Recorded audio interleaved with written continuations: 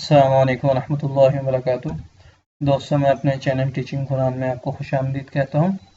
उम्मीद करता हूँ आप सब खैरियत से होंगे। दोस्तों, आज हम इंशाअल्लाह 30 पारे का नेक्स्ट सूरा आज हम इंशाअल्लाह सीखेंगे। लेसन स्टार्ट करने से पहले आप दोस्तों से गुजारिश है, जो लोग मेरे चैनल पर नए हैं वो काइंडली मेरे चैनल को जरूर सब्सक्राइब करें, वीडियो को लाइक एंड शेयर जरूर करें, कमेंट्स बॉक्स में अपनी राय का जरूर इज़हार कीजिएगा। आपको मेरी वीडियो कैसी लग रही है, बहुत शुक्रिया।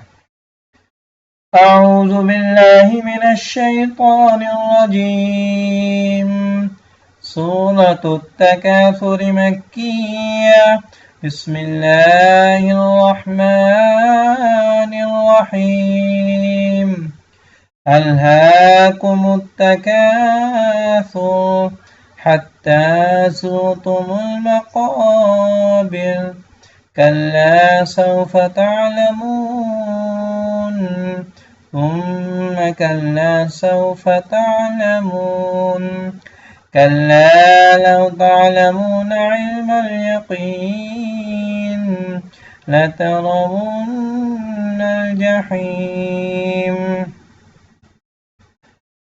ثم لترونها عين اليقين ثم لتسألن يومئذ عن النعيم।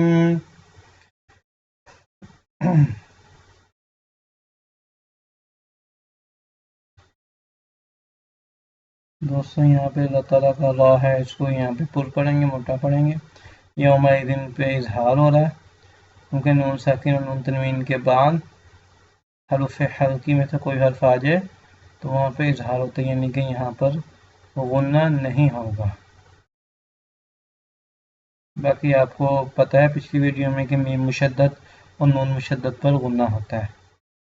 सुम्मा पे भी होगा, यहाँ पे भी होगा, तरबुन्नल पे अल्लाह तरबुन्नहा, ये नून है, इस पे भी गुन्ना होगा, यहाँ पे भी गुन्ना होगा।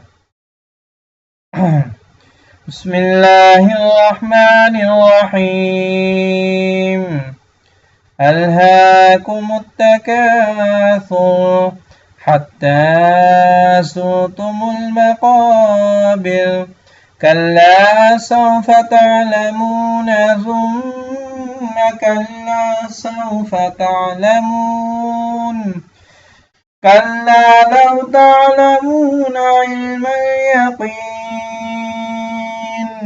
लतरवुन्नल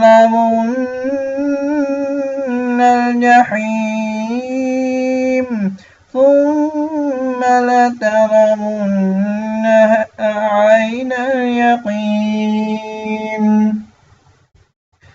ثم لتسألن يومئذ عن النعيم آمنت بالله صدق الله العظيم।